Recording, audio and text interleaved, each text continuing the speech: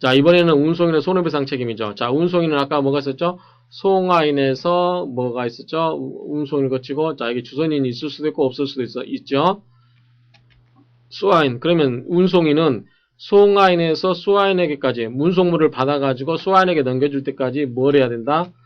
그 보관이라든가 이런 것을 해야 한다 그랬죠. 그럴 때 여기서 주의를 잘못해서 손해가 발생했다. 그런 경우는 뭐 운송물의 멸실이라든가 훼손 이런 경우 또는 이 제때 안 왔다. 원래는 이 제때 날짜 예컨대 1월 1일 날 출발해서 1월 3일 날 왔어야 되는데 이것이 예컨대 1월 10일 날 왔다. 이런 식으로 제때 오지 않아가지고 즉 연착으로 인해서 손해가 발생했다. 그러한 경우는 이 책임을 져라라고 하는 거죠. 뭐 당연한 얘기죠.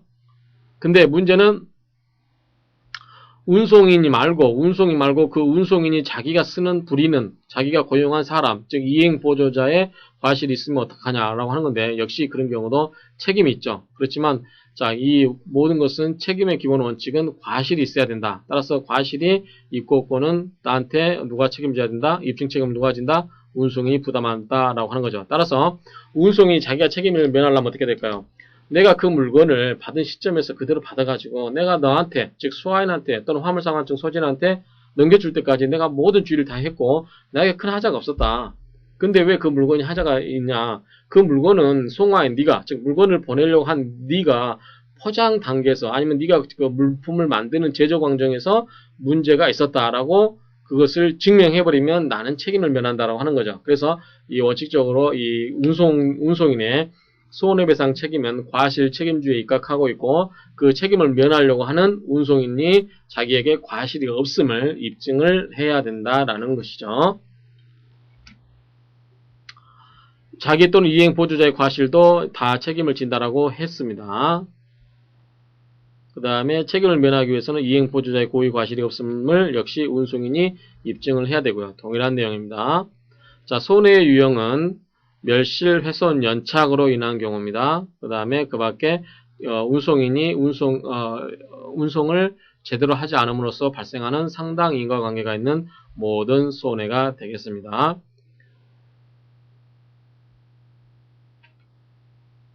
그 다음에 손해 발생의 입증 책임은 멸실, 훼손, 연착으로 인해서 손해가 생겼다는 것은 송화인 또는 화물상환증이 입증해야 된다. 그래서 이건 뭐 굳이 입증할 필요가 없겠죠. 와서 보니까 수화인이 받아보니까 물건이 망가져 있네요 라고 한마디 하면 되겠죠. 그러면 나가 운송 입장에서는 내가 그 물건을 잘못 취급한 적이 없다라는 것을 증명해서 책임을 면하려고 하겠죠. 자, 손해배상액에 대해서는 정액배상제를 취하고 있다라고 하는데 이게 무슨 의미냐면 자, 보십시오. 상법에 보면 137조에서 물건이 전부 멸실 또는 연착된 경우의 손해배상액은 도착한 날의 도착지 가격에 의한다. 그 다음에 운송물이 일부 멸실 또는 훼손된 경우는 인도한 날 도착지 가격에 의한다라고 해서 그 가격을 정해놨다고 하는 거죠. 예컨대 물건을 보낸 시점이라든가 물건을 보낸 그 장소에서의 가격을 이야기하는 게 아니고 물건이 도착한 그 도착지 가격에 의한다라고 하는 겁니다.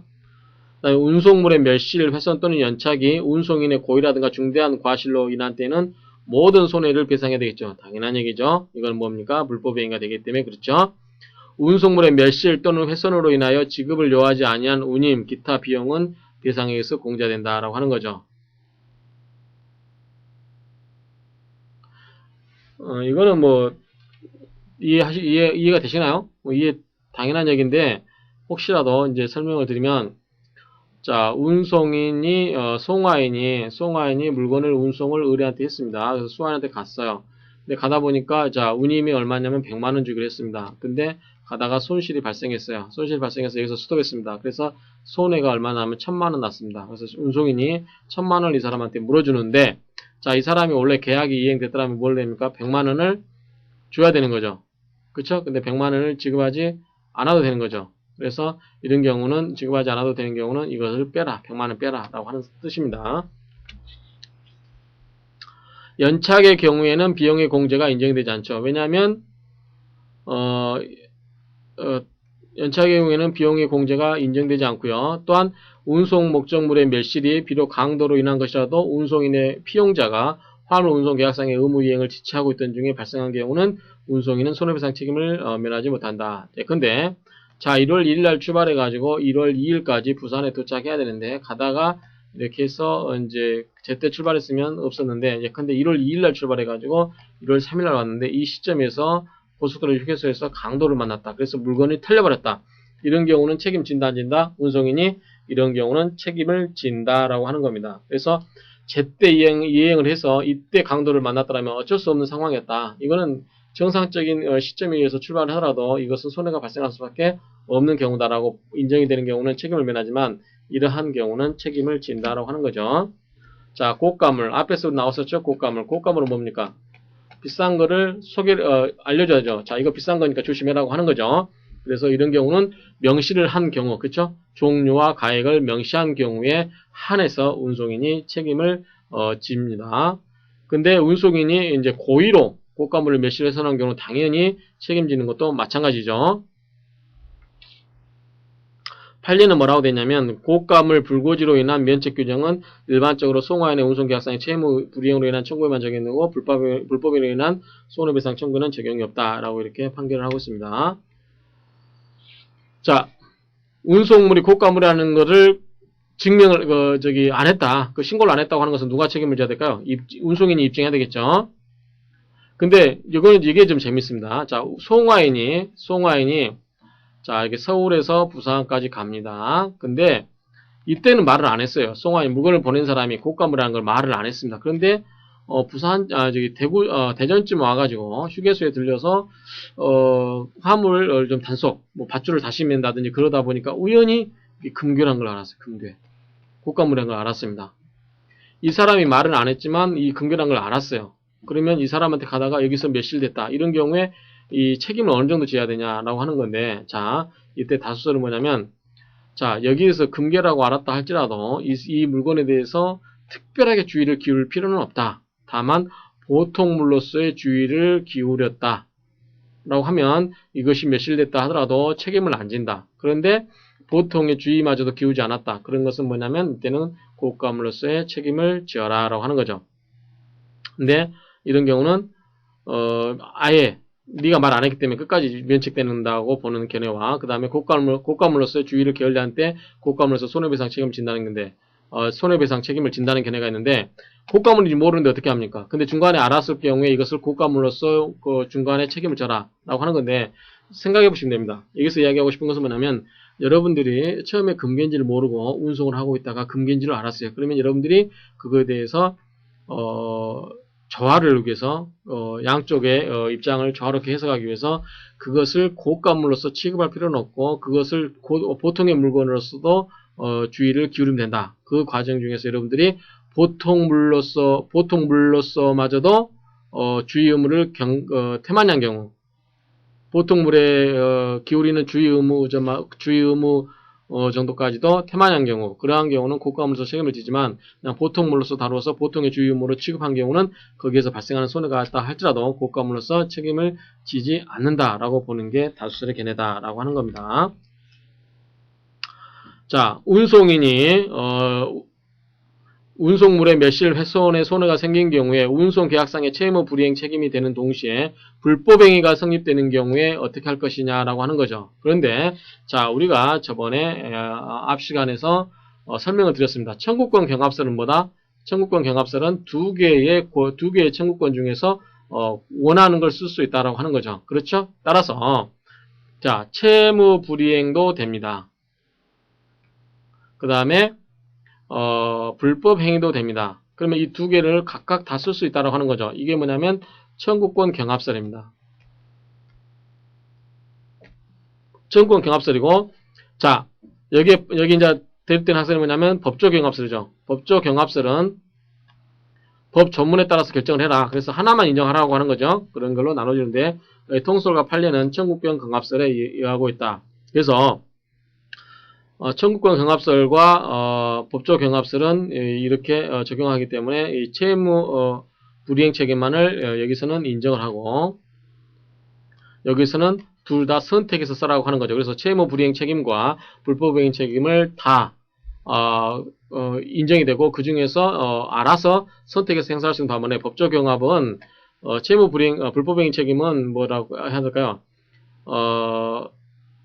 계약법은 특별법으로서 불법행위에 관한 규정을 적용을 배제하는 결과 따라서 불법행위 성립을 인정하지 않고 뭐만 채무 불이행 책임만 묻는다. 그래서 채무 불이행 책임만 인정하자라고 하는 게 법적 경합설입니다. 근데 통소가 판례는 이걸로 보는 거 있다. 그게 맞겠죠. 그래서 채권자에게 유리하게끔 그래서 채권자가 그 사람에게 운송인에게 네가 운송 계약상의 채무를 제대로 이행하지 않아서 발생했기 때문에 손해를 배상하라라고 하는 채무 불이행 책임을 묻든지 또는 네게 고의라든가 중대한 과실을 해서 손해를 입혔기 때문에 네가 불법행위를 한 것이다. 따라서 불법행위에 대한 손해배상 책임을 져라라고 해서 불법행위 책임을 묻든지 그건 두 개 중에서 알아서 하라고 하는 것이죠. 판례도 청구 경합 전설에 있다고 하는 것이니까 아까 설명드렸고요. 멸책 약관은 임의법규죠. 그래서 당사자 간에 특약으로 책임을 면할 수 있겠죠. 만약에 그 무슨 소리냐면 자 송하인이 운송인한테 하면서 수하인한테 주면서 운송인이 그럽니다. 아 내가 요즘 경기가 안 좋으니까 아니면은 당신이 나한테 맡기는 물건이 굉장히 좀 주의가 필요하다. 잘 깨질 것 같다. 나는 안 하고 싶다. 당신이 굳이 물건을 보내길 원한다면 내가 이걸 하긴 하겠지만 좀 내가 나중에 유류가 깨진다든지 그런 경우에 나 책임을 안 지기로 하자. 라고 했을 때 그 사람이 오케이 하면 당사자는 오케이 했는데 국가가 나서서 너 이렇게 할 수 없어 라고 주장할 필요가 없죠. 그래서 이런 경우는 임의법규고 그래서 당사자 간의 책임 감면을 할 수 있을 것이다 라고 하는 거죠. 자, 손해배상 책임의 소멸을 보시면 운송인의 손해배상 책임도 변제, 기타 일반적 채무 소멸 사유로 인해서 소멸하고 그 밖에 특별 상법상의 소멸 원인과 그 다음에 단기 소멸 시효가 있다라고 하는 거죠. 자, 특별 소멸 사유가 봅시다. 뭔지? 자, 운송인의 책임은 수하인 또는 화물 상환증 소지인이 유보 없이 운송물을 수령하고 운임 기타 비용을 지급한 때는 소멸한다.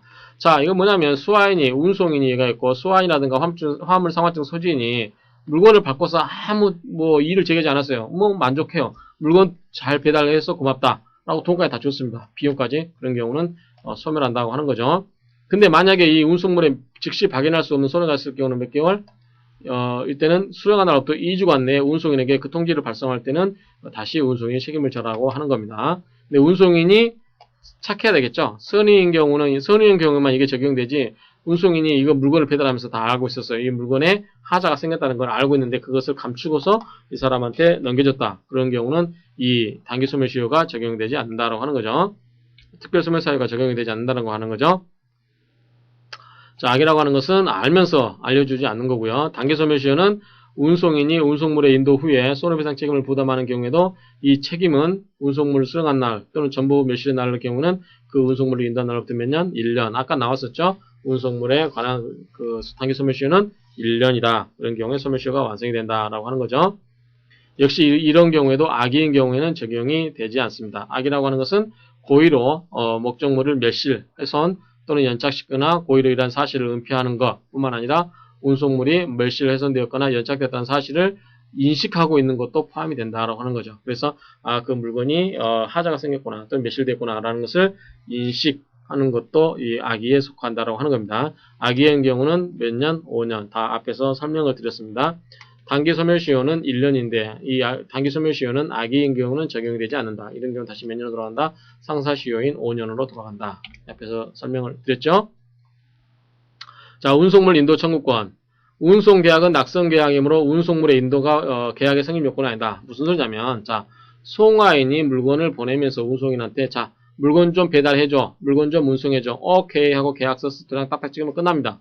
근데 이걸로서 계약은 성립된 겁니다. 운송물을 실을 건네줘야 할 필요는 없는 거죠. 근데 운송인이 운송하려면 이 송하인이 뭐 해야 됩니까? 운송물을 건네줘야 되죠. 따라서 운송인은 거기 송하인에 대해서 운송물을 넘겨주라라고 인도를 청구할 수 있다라고 하는 뜻입니다. 그런데 이 운송물 인도 청구권은 계약의 성립 요소가 된다, 안 된다? 안 된다라고 하는 거죠.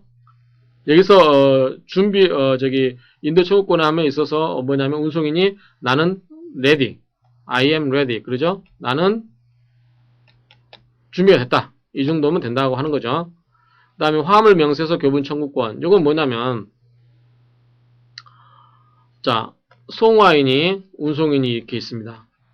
아까 우리가 송화인이 뭘 건네주죠? 물건을 건네주죠. 물건을 건네주고 운송인은 뭐죠? 운송인은 여기다 뭘 발행해 줄 수 있다고 그랬죠? 화물 상환증을 발행해 준다고 이야기했었죠. 근데 이 물건을 박스도 있고 여러 가지 복잡하잖아요. 복잡하죠? 그럴 경우에 대량으로 물건을 줄 때 이 운송인이 이 화물 상환증을 작성하려면 이 물건이 뭐고, 뭐 수량이 어떻고 이런 내용을 다 알아야 되죠. 그 다음에 그 상태를 다 알아야 되는데, 그러한 경우에 운송인이 송환한테 그럽니다. 네가 보내줄 거 물건 좀 명세서라 좀 줘봐라. 물건 좀 줘봐라. 그러면은 이 사람은 알죠. 왜냐하면 이 자기가 보낼 물건이기 때문에 물건이 어떠한 게 들어있고 어떠한 수량이고 뭐 어떤 상태라는 거 다 압니다. 그래서 그러한 경우에 운송인이 이 사람한테 거꾸로 달라고 하는 거. 그게 뭐냐면 뭐죠? 화물 명세서입니다. 그래서 여러분들이 혼동하지 마시 바랍니다. 운송인이 자기가 운송하기 전에 운송물이 어떤지를 알아보고 싶다. 그래서 운송물을 보내려고 하는 사람한테, 즉 송화인한테 야, 너 어떤 물건 보내려고 하는데 그 물건 명세서 좀 보내봐. 그래서 우리가 그거를 화물 명세서라고 하는 거고, 이제 화물 명세서하고 나중에 받은 물건을 대비를 해보겠죠. 해보고 문제가 없으면 운송인이 그래, 내가 너한테 이러이러한 물건을 받아서 누구누구한테 건네주기로 한 것을, 즉 받은 물건에 관한 내용을 기재하는 거. 이것이 뭐다? 화물 상환증. 화물 상환증은 유가증권입니다. 그래서 화물 상환증은 아까 어떻게 나왔죠? 갑에서 을로, 을에서 병으로 이렇게 넘어가면서 뭡니까? 이 화물 상환증이 넘어가면은 화물 상환증은 뭡니까? 운송인한테 운송물을 달라고 할 수 있는 권리가 표창이 되어 있는 거죠. 그렇죠? 그거를 다른 사람한테 양도를 하죠. 그래서 이거는 유가증권이다라고 이렇게 이해하시면 됩니다. 근데 이 화물 명세서는 뭡니까? 이거는 뭐 운송인이 송화인이 어떤 물건을 보내려고 하는지 참고하기 위한 것이지, 이 화물명세서를 운송인이 다시 뭐 다른 사람한테 넘기고 그런 성질의 것이 아니죠. 그래서 유가증권의 징표, 유가증권인지 아닌지 이거는 어떻게 된다? 자, 재산권이 표창이 됐냐, 재산권이 표창이 됐냐 플러스 이게 양도가 가능하냐라고 하는 건데, 이 화물상환증은 재산권을 표창한 것도 아니고 그 다음에 양도도 가능한 게 아니죠. 근데 이 화물상환증은 뭡니까? 이 화물상환증은 이걸 가지고 있으면 운송인한테 그 물건을 달라고 할 수 있는 권리가 되기 때문에 그 물건에 관한 권리를 행사할 수 있죠. 따라서 이건 뭐다? 재산권이고 그 다음에 양도가 가능하다. 따라서 아까 어떻게 양도하나 했죠? 베이스에 의해서 양도 가능하다고 그랬죠. 그래서 이거는 유가증권이다라고 이해하시면 됩니다. 자, 그럼 화물 명세서에는 뭘 적을 건가? 운송물의 종류, 중량, 용적, 포장의 종별, 개수와 기호, 도착지, 수화인과 운송인의 성명, 상호, 영업소 또는 주소, 그 다음에 운임과 그 선급의 또는 착급의 구별, 누가 지급을 할 건지, 비용을, 이런 것들, 작성 연월일, 이런 것들이 기재가 되게 되어 있습니다. 근데 이게 유가증권이 아니다 보니까 어떡한다? 유가증권이 아니기 때문에 이 기재의 일부가 흠이 있어도 상관이 없겠죠. 특히 이런 부분 문제가 될 수 있죠. 운송인의 성명과 상호, 영업소 또는 주소. 뭐냐면 다른 사람이 다른 영업을 또 그러니까 다른 데서 운송을 하는 사람이 있다고 하면 이게 필요하겠지만, 자기 혼자서 운송하는 경우는 이게 필요가 없겠죠. 그럴 경우에 뭐 이것을 무효로 볼 것인가 라고 하는 건데, 유가증권이 아니기 때문에 그렇게 엄격하게 할 필요가 없다라고 하는 거죠. 송화인이 화물 명세서, 자, 송화인이 운송인한테 이러이러한 물건을 보내려고 해 라고 하는 게 화물 명세서라고 그랬습니다. 이 명세서에다가 잘못 기재를 했어요. 엉뚱한 걸 기재해가지고 손해가 발생했습니다. 그런 경우는 운송인은 손해를 물을 수 있겠죠. 만약에 이 사람이 이걸 화약이라고 언급을 했으면, 보내려고 하는 물건이 화약이라고 기재를 해놨으면 운송인이 굉장히 주의를 기울여서 운송을 했을 텐데, 그렇지 않은 경우, 이러한 경우에 그에 해당되겠죠. 근데 운송인이 악의인 경우는 당연히 적용되지 않고, 그 다음에 과실로 손해가 발생한 경우는 과시상계 되는 거 일반 원칙입니다. 자, 운임 청구권.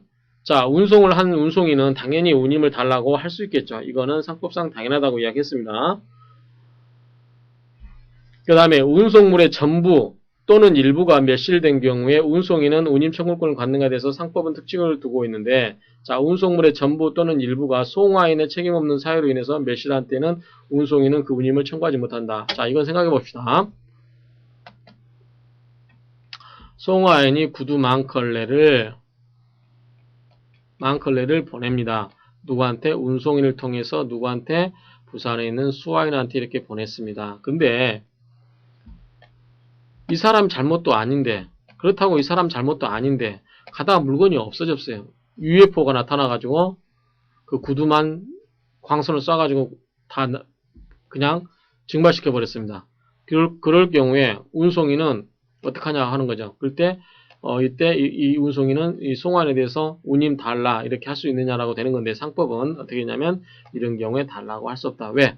송화인도 마음이 아프다 이거죠. 구두를 다 잃어버린 거 아닙니까? 그렇죠? 그렇기 때문에 이 송화인에게 손실이 발생했기 때문에 송화인한테 손해 발생했는데 거기에다가 대고 위로는 못 해줄 망정 거기다가 비용까지 달라고 청구하는 것은 너무 심하지 않느냐라고 이렇게 이해하시면 됩니다.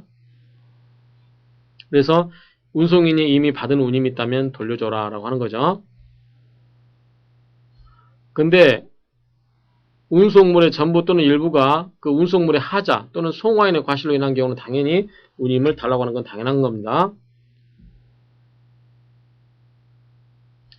그 다음에 이건 처분권을 행사해서, 자 아까 이야기했죠. 서울에서 부산 가는데 이 대구쯤에서 송화인이 야 그 물건 버려도 돼, 아니면 그 대전에 있는 을한테 줘 이렇게 해서 갖다 줘라고 했을 때 여기까지의 운임을 약정을 했지만 요만큼은 중간에 여기서 멈췄다 하더라도 요만큼은 뭐다? 운임을 달라고 할 수 있다. 그래서 그 비율 운임을 청구할 수 있다라고 하는 거죠.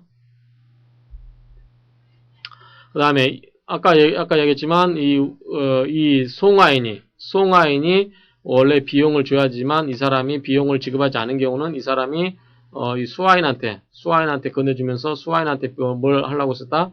비용을 달라, 즉 운임을 달라고 할 수 있다. 이러한 경우는 이 사람과의 무슨 책임? 연대 채무가 된다라고 하는 거죠. 판례는 보시면 되고, 그 다음에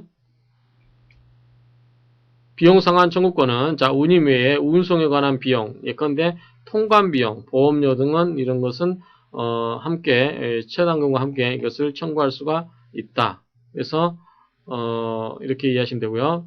판례도 도급의 완성계약, 도급계약에 속한다는 하는 것은 앞에서 나왔죠. 그래서 어찌됐든 이 비용을 달라고 할 수 있다. 그래서 통관비용이라든가 기타 여러 가지 비용을 달라고 할 수 있다.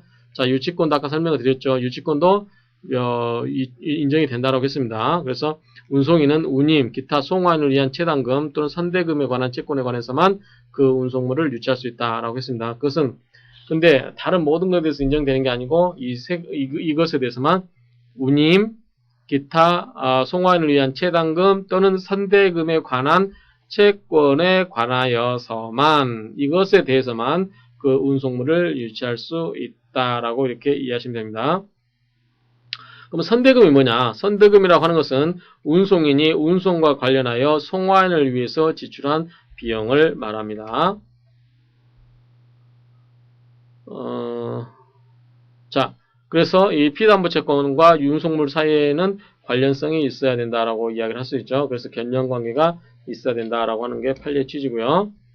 자, 공탁권은 뭡니까? 수화인을 알 수 없는 경우, 물건을 누가 받을 사람이 없는 거예요. 물건을 받을 이제 운송인이 물건을 가지고 와서 수화인한테 줘야 되는데 수화인이 알 수가 없어요. 또 수화인은 알 수 있는데 수화인이 안 받아요. 안 받으려고 하지가 않아요. 이런 경우는 어떻게 한다? 물건을 공탁해버리는 거죠. 그래서 공탁 처분할 수 있고, 그 다음에 만약에 공탁을 하는 경우는 어떻게 합니까? 항상 이것을 통지를 해줘야 되겠죠. 그래서 수화인이라든가 화물증, 상환증 소진, 그렇죠? 이런 경우 또 송화인에게 이러한 일정한 경우에는 그 경우에 따라서 통지를 해줘야 되겠죠. 공탁을 하고. 그 다음에 수화인을 알 수 없을 때라 하면 송화인이 수화인을 지정했으나 수화인을 특정할 수 없거나 소재가 불분명한 때, 수령할 수 없을 때라고 하면 수화인의 질병이나 여행 등 주관적인 사정 또는 천재지변 등 객관적인 사정이 있는데, 우리가 생각할 때 자 운송인이 물건을 가지고 가서 수화인한테 물건을 주려고 하는데 이 사람이 받을 수가 없어요. 이 사람이 없거나 이 사람이 받을 수가 없는 경우, 근데 이 사람이 받을 수 없는 경우가 우리가 보통 생각하는 경우가 있냐면 이제 객관적인 것만 생각하는데 여기서 의미하는 것은 주관적인 것도 포함된다. 수화인이 질병이 걸렸다, 수화인이 여행을 갔다 등 여러 가지 그런 수화인의 주관적인 사정에 의해서도 불가능한 경우에도 뭐다 공탁이라든가 경매를 할 수 있다라고 하는 거죠.